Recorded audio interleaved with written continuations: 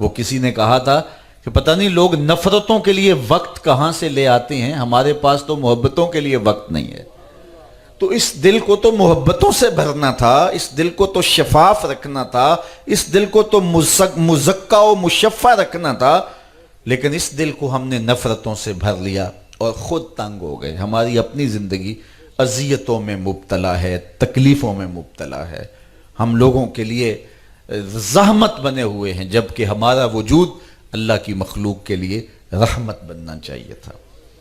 ہم حضور علیہ السلام نے مسلمان کی تعریف فرمائی ہے نا، المسلم من سلم المسلمون من لسانہ و یدہ۔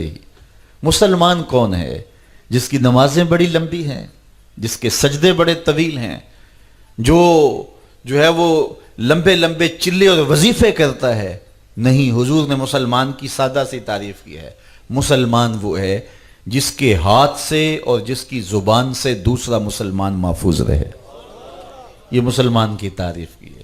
اس کا ہاتھ کسی پہ ظلم نہ کرے، اس کی زبان کسی کے خلاف نہ کھڑی ہو، زبان سے کسی کی غیبت نہ کرے، زبان سے جھوٹ نہ بولے، زبان سے سب و شتم نہ کرے، زبان کے تیر نہ برسائے۔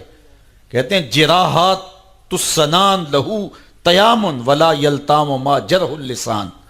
جو نیزوں کے زخم ہیں وہ ایک دن بھر جاتے ہیں، لیکن جو زبان کے لگے ہوئے زخم ہیں وہ کبھی نہیں بھرتے۔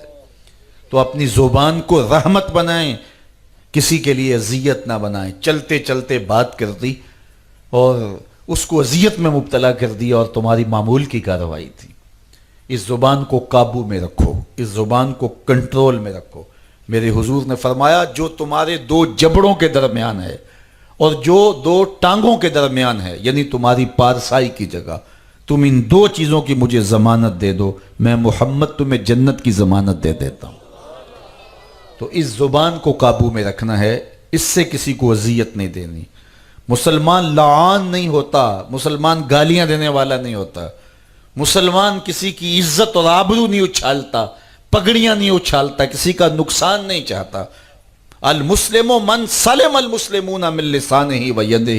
مسلمان وہ ہوتا ہے کہ جس کی زبان سے اور جس کے ہاتھ سے کسی دوسرے مسلمان بھائی کو تکلیف نہ پہنچے۔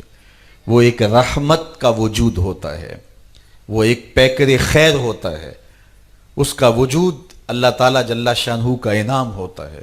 تو اس کی مخلوق کو راحت پہنچائیں، اس کی مخلوق کے لیے رحمت بن جائیں اور لوگوں کے دکھ درد بانٹیں، ان کی اذیتیں ختم کریں۔ بھلے تمہارا کوئی دشمن ہی کیوں نہ ہو، اس کے ساتھ بھی خیر خواہی کرو، اس کے ساتھ بھی اچھائی کا سلوک کرو، وہ دشمن بھی ایک دن تمہارا دوست بن جائے گا۔ ہم نے ساری زندگی لوگوں کو دور پھینکنے کا کام کیا، رشتہ داروں کو دور پھینکا، ہمسایوں کو دور پھینکا، دوستوں کو دور پھینکا۔ ذرا لوگوں کو قریب بھی کرو، پیار سے نیڑے بھی کرو، محبت سے باہوں میں سمیٹو بھی، ایک اچھے معاشرے کی تشکیل کے لیے مددگار بن جاؤ۔ چھوٹا سا گاؤں ہے، چھوٹا سا شہر ہے، چھوٹا سا محلہ ہے، بستی ہے، برادری ہے، ایک دوسرے کے قریب کرنے کی کوشش کرو۔ لوگوں کو آپس میں الجھاؤ میں مبتلا نہ کرو، لڑائی نہ کرواؤ۔ فرمایا سب سے بدترین شخص وہ ہے کہ جو میاں اور بیوی کو آپس میں الجھا دیتا ہے۔ بیوی کو کچھ اور کہتا ہے، شوہر کو کچھ اور کہتا ہے، فاصلے بڑھنے لگ جاتے ہیں۔